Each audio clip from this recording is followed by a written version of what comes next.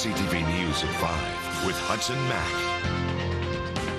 Good evening. Hudson Mack is away. I'm Joe Perkins. An 8-year-old girl has been upgraded to serious but stable condition at BC Children's Hospital tonight after being hit by a car near Qualicum Beach. She was airlifted to Vancouver yesterday afternoon in critical condition after being struck on a bridge near the Qualicum First Nation lands. Witnesses say the little girl's family had been driving down the road when they pulled over at the bridge and got out of their vehicle. They were standing on the bridge when the girl either jumped or fell off the sidewalk into the path of an oncoming vehicle. Investigators believe a side mirror on the vehicle struck the girl's head. She is from the Lower Mainland and was on the island for Christmas. Police swarmed the Plaza Hotel in downtown Victoria last night after a man inside the hotel was stabbed.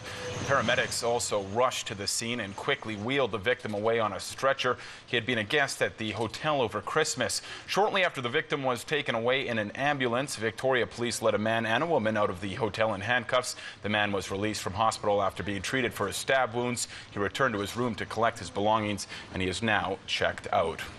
The avalanche risk on Vancouver Island is set to jump to high tomorrow. The Vancouver Island Avalanche Bulletin assesses risk at 5 levels: low, moderate, considerable, high, and extreme. The move to high was made after large quantities of new snow arrived, driven by strong winds, creating snow slabs on weak layers. A high rating means natural and human-triggered avalanches are likely, and travel in avalanche terrain is not recommended. If you know what avalanche terrain is, then you can easily avoid avalanche terrain in times of heightened hazard. If you don't, then you can find yourself in those places unwittingly. And that would be a mistake in times of considerable or higher hazard, because by definition, human-triggered avalanches are likely in avalanche terrain during those kinds of times. Avalanche forecasters say it's wise to stay out of avalanche terrain over the next few days and instead stick to low-angled and well-forested slopes. Signs of instability in the snow include cracking, shooting, cracks, and hollow sounds. People in Parksville are growing increasingly frustrated with the slow pace of plans to build a new healthcare center for the community. The funding is in place and the blueprints are ready to begin construction on the Oceanside's long-promised health center, but the Ministry of Health still needs to sign off on it. The Vancouver Island Health Authority says it will happen and the project should break ground early next year. The facility will cater to patients at home and focus on living a healthy lifestyle, but some residents worry it won't provide comprehensive enough care for the aging demographic. We want a community hospital.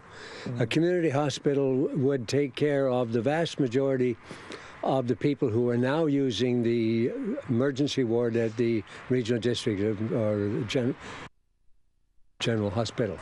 And that's one of the real ironies of the whole thing, is that they could actually save money by building a hospital out here to take care of those patients that they're urgent, their problems are immediate, but they're not the kind of high-tech problems.